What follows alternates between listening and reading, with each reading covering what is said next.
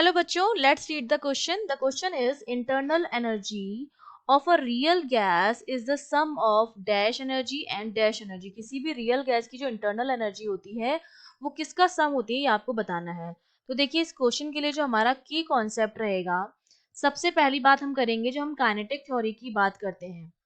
तो kinetic theory में हम बात करते हैं आइडियल गैस की, और उस आइडियल गैस के लिए हम मानते हैं कि उनके मॉलिक्यूल्स के बीच में किसी भी तरह का कोई इंटरेक्शन जो होता है वो नहीं होता है. हम ये मान के चलते हैं कि नो इंटरेक्शन होता है between the molecules of ideal gas.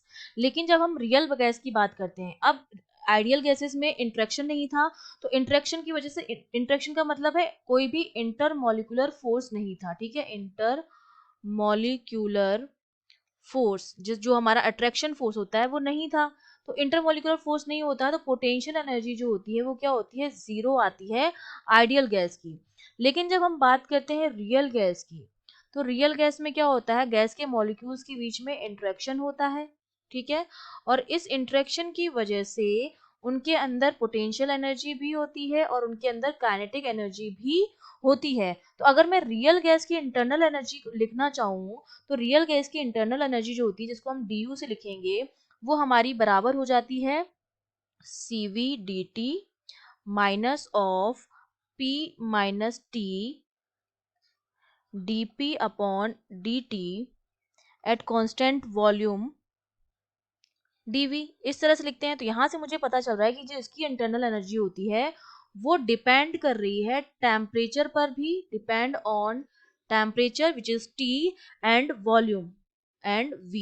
जबकि रियल आइडियल गैस के केस में क्या होता है कि इनकी जो इंटरनल एनर्जी होती है उसमें पोटेंशियल एनर्जी जीरो हो जाती है, और इनकी जो इंटरनल एनर्जी होती है वो केवल, उसमें केवल काइनेटिक एनर्जी होती है. ठीक है, काइनेटिक एनर्जीज का हम क्या निकालते हैं, एवरेज निकालते हैं आइडियल गैस के केस में, क्योंकि वहां पर इंटरमोलिकुलर फोर्स को हम मानते हैं नेग्लेक्ट. तो वहां पे पोटेंशियल एनर्जी होती है जीरो, तो वहां पर होती है सिर्फ काइनेटिक एनर्जी, जिसका हम एवरेज निकालते हैं, जो डिपेंड करती है केवल और केवल टेम्परेचर पर. लेकिन रियल गैस में पोटेंशियल एनर्जी भी होती है, काइनेटिक एनर्जी भी होती है, क्योंकि इंटरेक्शन को हम नेग्लेक्ट नहीं मानते हैं. और वो जो इंटरनल एनर्जी होती है वो हम इस फॉर्मूले से देते हैं, और फॉर्मूले से हमें पता चल रहा है कि इनकी इंटरनल एनर्जी जो होती है वो टेम्परेचर पर भी डिपेंड करती है और वॉल्यूम पर भी डिपेंड करती है. इसमें जो फर्स्ट टर्म है हमारा इक्वेशन का, ये वाला टर्म, वो हमारा दिखा रहा है काइनेटिक एनर्जी को. ये वाला जो टर्म है ये मेरा दिखा रहा है काइनेटिक एनर्जी को, जो कि टेम्परेचर पर डिपेंड कर रहा है. और सेकंड वाला जो टर्म है वो दिखा रहा है पोटेंशियल एनर्जी को, जो कि वॉल्यूम पर डिपेंड कर रहा है. तो हमारा यहाँ पर आंसर क्या हो जाएगा, रियल गैस की इंटरनल एनर्जी जो होती है वो सम होती है पोटेंशियल एनर्जी का, potential energy and kinetic energy.